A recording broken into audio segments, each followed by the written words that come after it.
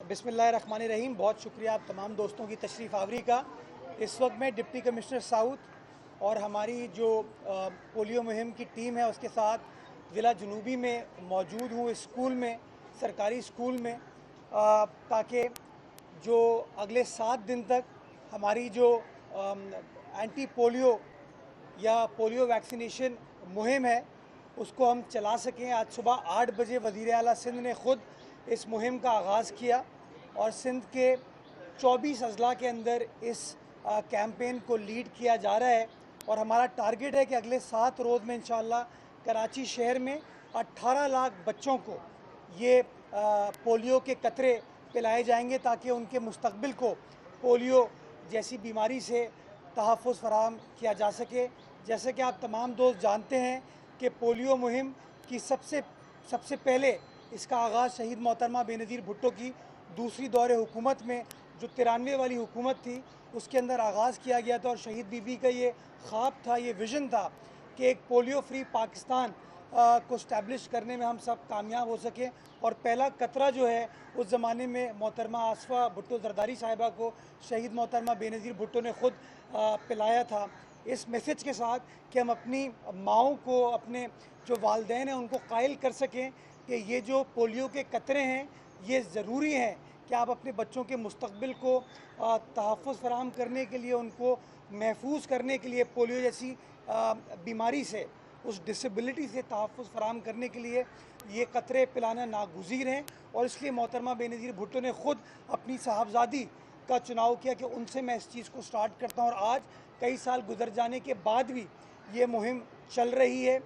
वज़ीर आला सिंध ने इस हवाले से हफ्ते के रोज़ एक बड़ी जामा मीटिंग की थी और जिसमें डिस्ट्रिक्ट एडमिनिस्ट्रेशन हो, पुलिस हो, सबको ये हिदायत जारी की कि अगले 7 दिन जो हैं वो बड़े क्रूशल हैं, बड़े अहम हैं।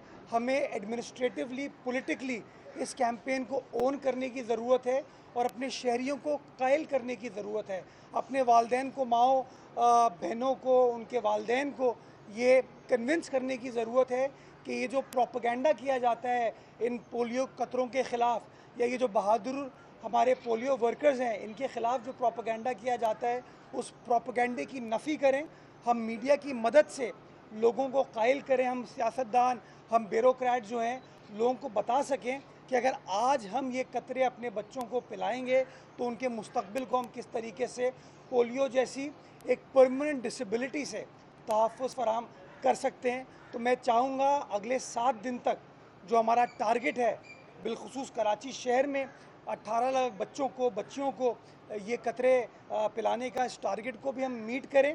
मीडिया इस चीज़ को हाईलाइट करे और हमारे जो फैमिलीज़ हैं, हमारे जो वालदैन हैं, वो अपने जो लेडी हेल्थ वर्कर्स हैं, पोलियो हेल्थ वर्कर्स हैं, उनको खुशामदीद कहते हुए अपने बच्चों को सामने लेकर आएँ ताकि उनको ये कतरे पिलाए जा सके और उनके बच्चों के मुस्तकबिल को हुकूमत उनकी मदद के साथ इंशाअल्लाह तहफ़्फ़ुज़ फ़राहम कर सके। यह हमारा ख्वाब है, यह हमारी कमिटमेंट है कि इंशाअल्लाह पोलियो फ्री मुआशरा कायम करने में हम सब अपना अपना किरदार अदा करेंगे और एक ऐसा मुआशरा पाकिस्तान में कायम होगा जिसके अंदर हमारे मुस्तकबिल के मेमार जो हैं उनका मुस्तकबिल पोलियो फ्री होगा। इंशाअल्लाह पाकिस्तान जिंदाबाद।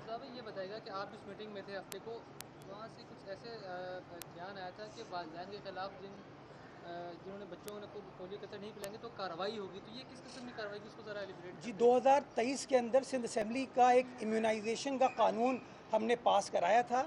वो कानून ये कहता है कि जो हुकूमत की पॉलिसी है, उस हुकूमत की पॉलिसी के तहत जब वैक्सीनेटर जो हैं आपके घरों पर जाते हैं आपको पोलियो कतरे पिलाने के लिए, तो वालदैन को या फैमिली मेम्बर्स को फैसिलिटेट करने की ज़रूरत है। वो उसके अंदर रुकावट क्रिएट नहीं करेंगे और अगर कोई रुकावट क्रिएट की जाएगी तो डीसी साहिबान जो हैं, असिस्टेंट कमिश्नर साहिबान जो हैं, उनको कानून के अंदर ये इख्तियार हासिल है कि उनके ख़िलाफ़ कानूनी कार्रवाई की जा सके। गालिबन सेक्शन 18 और सेक्शन 10 है जिसके तहत उनके ऊपर जुर्माना भी लगाया जा सकता है और गालिबन 30 दिन की उनके ऊपर सज़ा भी हो सकती है उस कानून के अंदर। शहर में मज़ाफ़ाती जो इलाके हैं वहाँ पोलियो वैक्सीनेशन नहीं दी जाती, महिला अपने ज़्यादा मसाइल का शिकार है। तो क्या कोई ऐसा कानून वगैरह नहीं हो सकता कि मदारिस और स्कूल में जो भी बच्चा एडमिशन लेगा वो एक सर्टिफिकेट पोलियो का जो है वो उसके बाद लाजिम होना चाहिए, इस किस्म की जी, उस नए कानून जो 2023 में हमने सिंध असेंबली से पास कराया था, उसके अंदर एक सोशल रजिस्ट्री की गुंजाइश है, जिसके तहत आप जो हैं जब बर्थ सर्टिफिकेट वगैरह इशू करते हैं, उसके अंदर आप इस चीज़ को मैंडेटरी कर सकते हैं।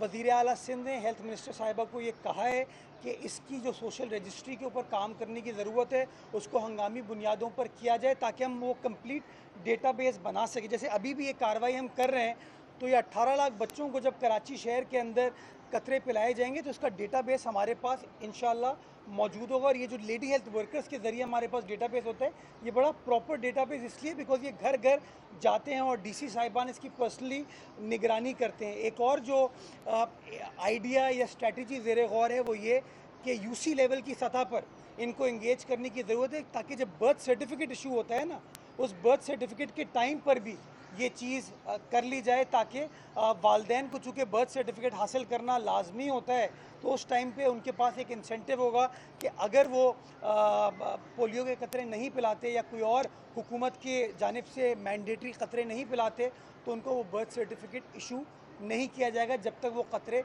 नहीं पिलाए जाते। तो इन तमाम चीज़ों के ऊपर गवर्नमेंट काम करी, और टारगेट यही है कि हम कोई आवाम हमारी अपनी है, हम लोगों को कायल करना चाहते हैं। और इसीलिए मैंने अभी आपको इब्तिदा में बताया कि वज़ीर आज़म पाकिस्तान मोहतरमा बेनज़ीर भुट्टो ने इब्तिदा अपनी बेटी से की, अपनी साहबजादी से की, ताकि लोगों के जहनों में जो खतूत होते हैं ना कि यार ये सही नहीं है, इसके अंदर कोई खामी है, कोई ख़राबी है, तो उसको वो ज़ाइल कर सके, उसको ख़त्म कर सके।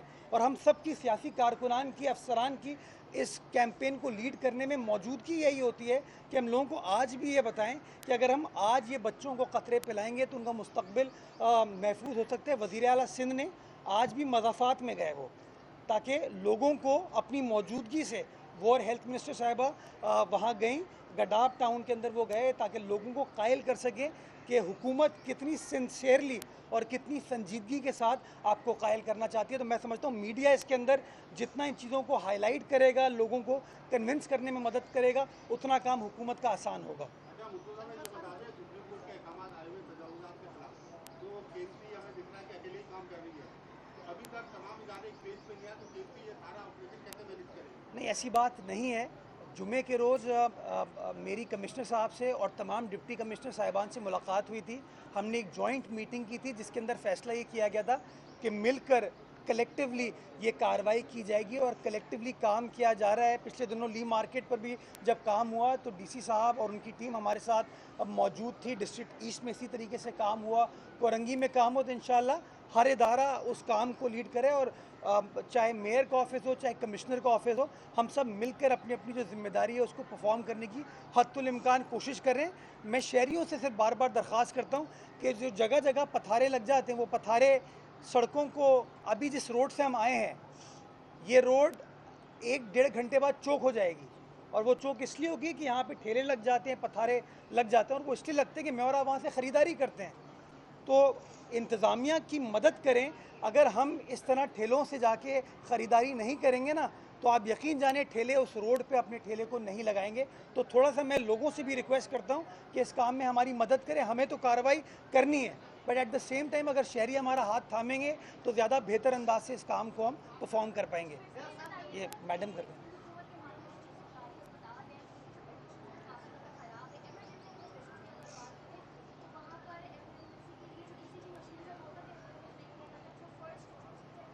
किन अस्पतालों की बात कर रही हैं आप?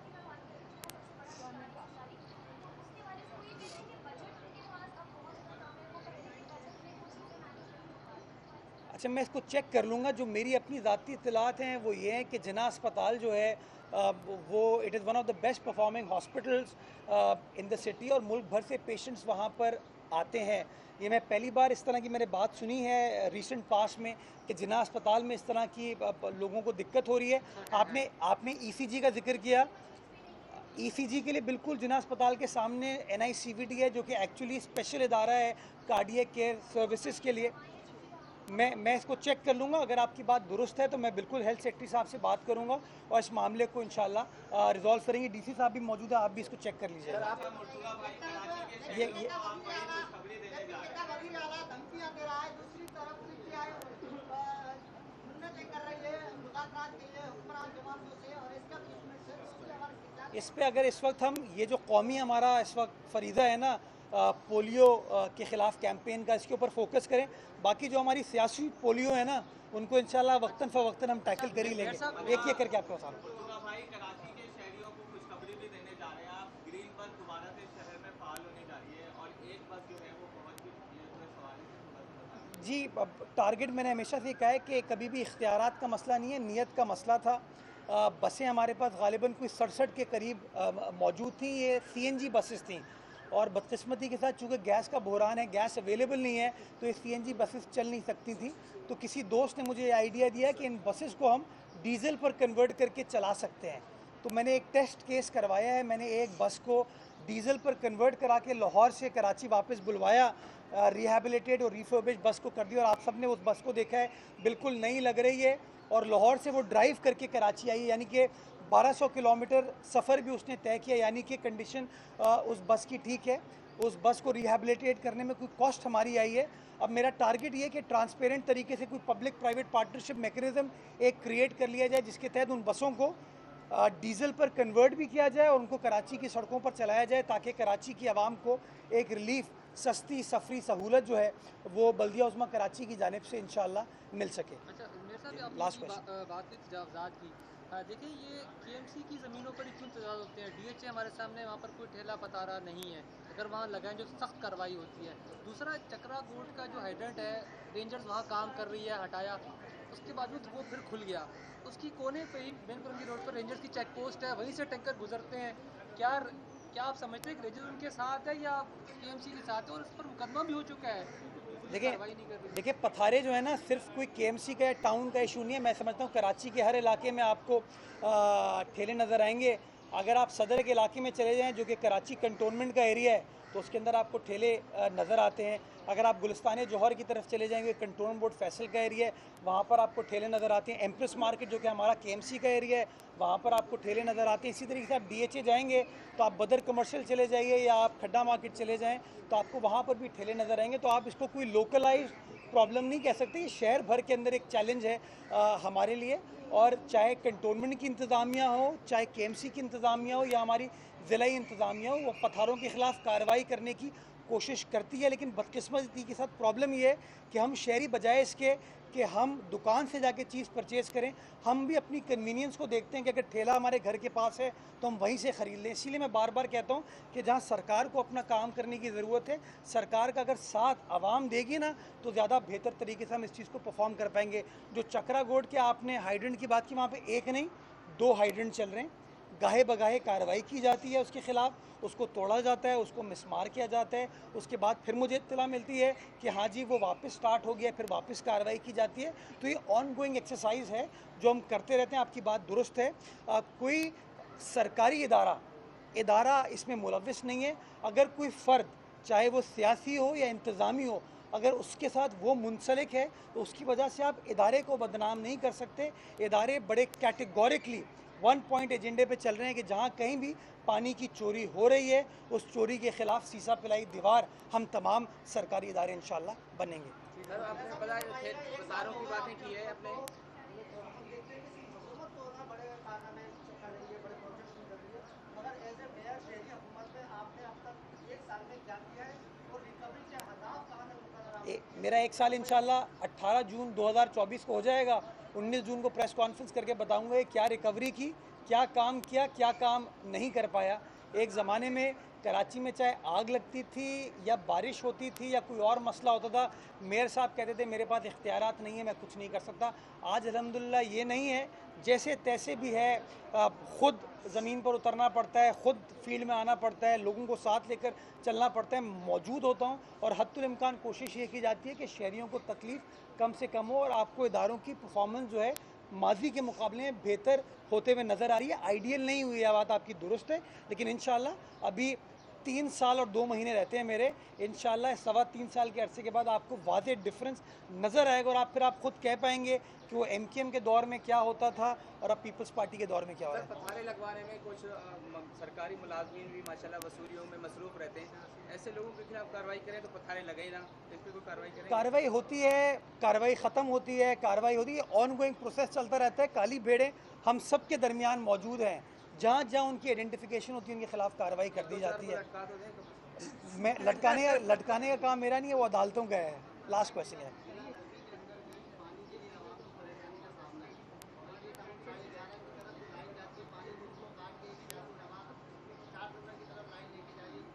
कौन सी सियासी जमात ना, मैं उनसे चेक कर लूँगा। अगर मेरी पार्टी का बंदा कोई गैर कानूनी काम कर रहा होगा, अगर मेरी पार्टी का कोई बंदा गैर कानूनी काम कर रहा होगा, मैं उसके खिलाफ भी कार्रवाई करूँगा। गैर कानूनी काम नहीं होना चाहिए। जो लीगल तरीका है आप उसको फॉलो करें, प्रोसेस को फॉलो करें और उसके बाद जिसकी जो सहूलत है उसको मिलनी चाहिए। Thank you.